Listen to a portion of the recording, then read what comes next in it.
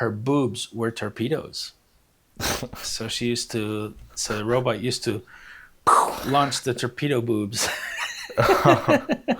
That's terrible.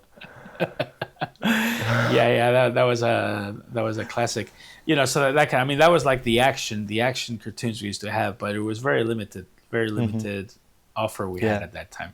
What 'Cause I remember. that's what I was going to say. I feel like the biggest difference when I think of TV series back then versus now Hmm. is now I feel like there's a lot more and many more series that are catered towards adults and later teenagers.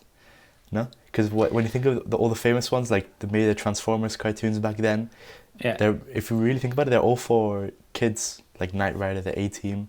Well, the yeah. A-Team could be kind of, but like, they're Well, all kind of childish and just action, senseless action. yeah. Well, there were a few that were pretty adult, and then there was the comedy ones. I remember there were huge series, which I never watched because I was just too young and not very Hmm. interested. But I remember my parents my mom anyway, was really heavily into it, and the whole world were into like Dallas and Falcon Crest, Hmm. right? They were for adults. There were series.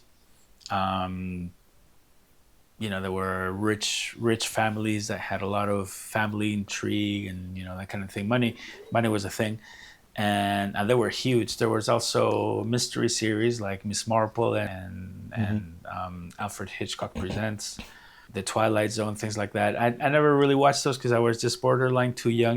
The typical thing. Yeah. They're too adult for us, so we used to have to go to bed. So I can't remember those, but they were. Yeah, they had those series. This was in the 80s. I'm talking about in the 80s. Later Yeah. on in the 90s, the series I remember were things like Buffy the Vampire Slayer and, like you say, Baywatch, Knight Rider, the A-Team. They were borderline 80s, 90s series, Hmm. and I used to really enjoy those. They were kind of cool. Yeah, Yeah.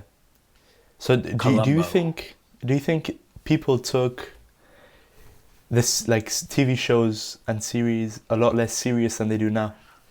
Yeah, series and TV shows were you call them second rate before. I wouldn't go that far.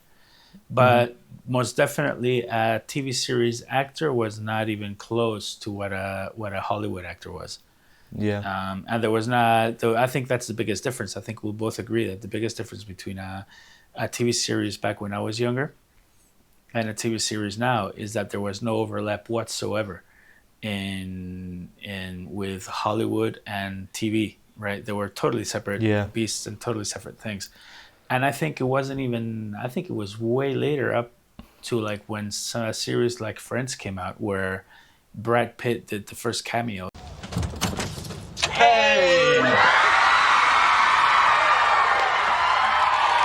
That I think a Hollywood actor never even touched a TV set, Yeah. or a TV set of a TV series.